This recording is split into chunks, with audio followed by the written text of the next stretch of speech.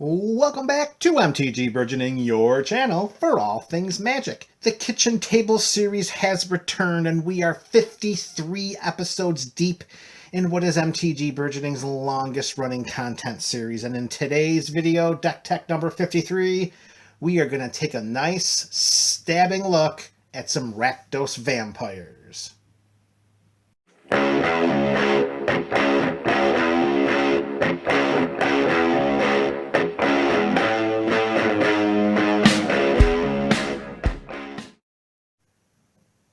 What's up, MTG BC, baby? That is the MTG Burgeoning community. Here we are back with the Kitchen Table series. This is Deck Tech number 53 on our way to the 60 deck mark. This is it. This is Rakdos Vampires. So let's get this deck list party started. And of course, as generally is customary with the Kitchen Table series, let's begin with the mana base. There's not going to be too many frills with this mana base. We're looking at about 20 lands. We're going to start off with our basic swamps. We've got, what do we got, about 12 of them? Let's see, 5, 6, 7, 8, 9. We got 10 of them. We've got 10 basic swamps, which means we're going to have 8 basic mountains. So there's our basic mountains. So that's 18 basic lands.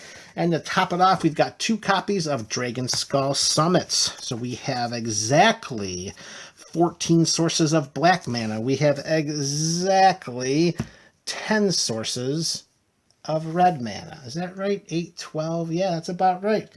But those are the lands. That doesn't mean that we're done with the mana because we're playing black. We're going to throw in a full playset of Dark Ritual. 4 copies of Dark Ritual to go with our 20 lands, and we are ready for battle.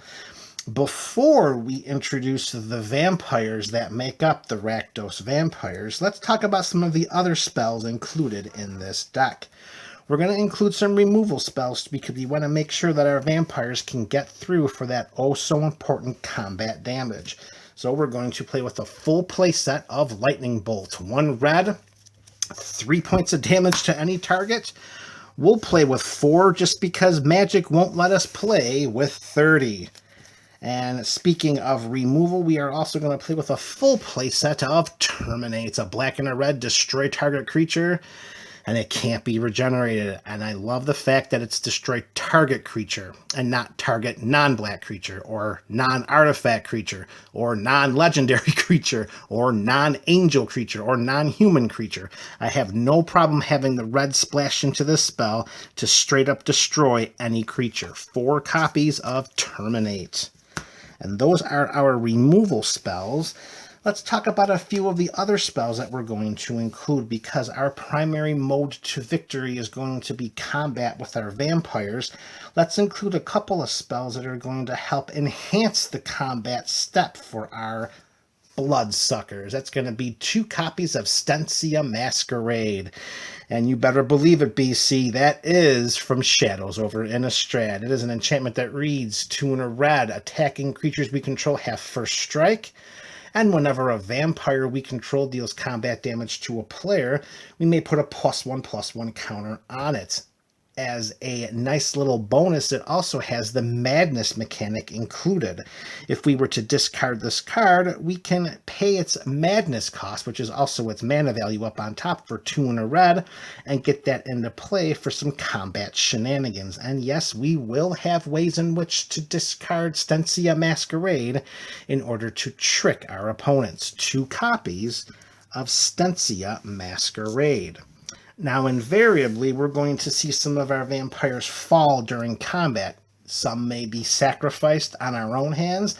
Others may be destroyed by our opponents. But all of them, I can assure you, will find their way back onto the battlefield, particularly because every vampire included in this deck has a mana value 3 or less, which makes a spell a very, very unheralded and underrated spell such as Unearth, so valuable in a deck like this. For just 1 black, return target creature card with converted mana cost 3 or less from your graveyard to the battlefield. Just like that, 1 black mana at sorcery speed to return any one of our vampires from our graveyard to the battlefield. And if we don't have any If we don't have any vampires in the graveyard, well, we can cycle this away for 2 and then draw a card. 4 copies of one of the greatest unheralded spells in the history of Magic, Unearth. Maybe we have more than just one of our vampires in the graveyard, or maybe the battlefield is just inundated by creatures from our opponents and we are just staring at potential defeat. Well, then it's time for us to turn the tables. It's time to flip the battlefields to the graveyard and the graveyards to the battlefield. And we can do that by casting one of 2 copies of Living Death. 3 and 2 black, and you know how this story goes, folks. Each player exiles all creatures from their graveyard, then sacrifices all creatures they control, then put all cards they exiled this way onto the battlefield. This could help us if our graveyard is flooded with vampires. This can help us if the battlefield is teeming with creatures that are not under our control. Either way, Living Death presents a lot of flexibility and versatility for a spell in this deck, and it's going to be considered one of our potential win conditions. 2 copies of Living Death. And those are all of our non-creature spells and our lands, so now it is time to meet the red and black crew. Our Rakdos vampires begin with a play set of Indulgent Vampire. For just 1 black, we get a 1/1 life-linking vampire that allows us to tap 2 and sacrifice a creature to put a +1/+1 counter on each vampire we control. Talk about combat headaches for our opponents. If we can get multiple vampires out there and attacking, and our opponents won't know exactly what to do, because if we've got some mana health up, we could really create some problems with their math by sacrificing a creature here, maybe sacrificing a creature there, buffing up some of our creatures that they might have thought wouldn't have been a threat to block. 4 copies of Indulgent Aristocrat because of what it can do to help out our team. Next up, and a vampire that's near and dear to my heart. If you remember during the time of the Tales from MTG Burgeoning, Insolent Neonate was one of those cards that help us get to the Limited Store Championship during the SOI pre-release. And here he is in all of his glory, the Insolent Neonates. For just 1 red mana, it's a 1/1 with Menace. And believe me, getting this vampire onto the battlefield on turn 1 and no opponent interacts with it, it is going to swing for a lot of points of damage as our opponents try to catch up with the ability to block it. And even if it does get, targeted for removal or finally does get blocked down, then we have the ability of discarding a card, sacrificing Insolent Neonate to draw a card. One of the wonderful little tricks that I like to pull off is discarding the Stensia Masquerade to the Insolent Neonate and flashing, I guess we could say, that into play for its madness cost, as we talked about earlier. The Stensia Masquerade is the madness spell that can be discarded with Insolent Neonate to get it into play at instant speed. 4 copies of our mono red vampire. Alright, so now doubling our mana value from 1 to 2, of course, we are going to now take a look at Olivia's Bloodsworn. 1 and a black. Come on, camera, what are we doing here? Come on. There we go. Olivia's Bloodsworn. 1 and a black for a 2/1 flyer. It can't block, but that's okay. It's not there for blocking. This is an aggro deck, so we are looking to attack, and then when we're done attacking, we attack some more. And why this vampire is so important is because for every red mana that we tap, target vampire can gain haste until end of turn. So Olivia's Bloodsworn can come down with the mana value of 1 and a black, and then we can tap a red and give it haste and swing in for some flying points. Because let's be honest, holding this guy back is not going to help us because he can't block. And the fact that it can give target vampire haste, well, that just makes its inclusion even more significant. 4 copies of Olivia's Bloodsworn. Now, you're going to go over here. All right, next up we have a full play set of Olivia, Mobilized for War. Mana value of 1 black and a red for a 3/3 flyer. And it reads, whenever another creature enters the battlefield under our control, we may discard a card. If we do, put a +1/+1 counter on that creature. It gains haste until end of turn, and it becomes a vampire in addition to its other types. Now, we don't have any vampires in the deck that have the madness mechanic.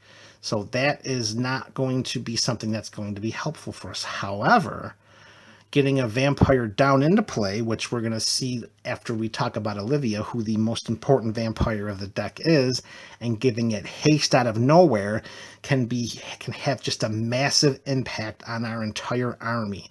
And also think about this, although Olivia, Mobilized for War, is a legendary creature, if we can get her and some other vampires into the graveyard and we cast that Living Death there, and we have some cards in our hand, we can discard some cards to give the other vampires that are coming into play those +1/+1 counters and haste, and swing for damage out of nowhere. 4 copies of Olivia, Mobilized for War.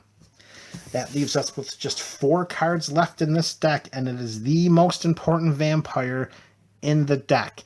Our best turn 1 play that we can play in this deck is turn 1 Swamp into Dark Ritual into Drana, Liberator of Malakir.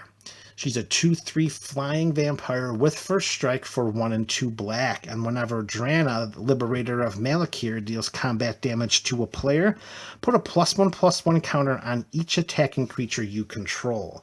Now let me explain why this creature is so important in this build. If we have Drana on the battlefield, and we attack Drana with 2 other vampires, because Drana flies, she has that evasion, which is going to be hard to block because not everybody really pays attention to evasion or plays with flying creatures. Without any interaction or blockers, Drana's going to swing for first strike damage first. Because she deals combat damage to a player, then we have regular strike damage. That means that Drana is going to put +1/+1 counters on our other attacking vampires before they deal their combat damage.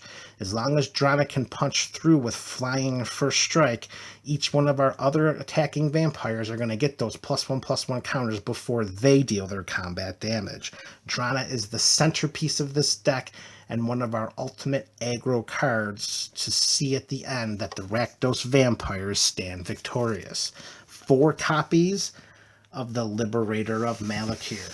And that's it, MTG BC. That is deck tech number 53 of the Kitchen Table series, Rakdos Vampires. Let me know what you think about this build in the comment section below. This is MTG Burgeoning, your channel for all things magic.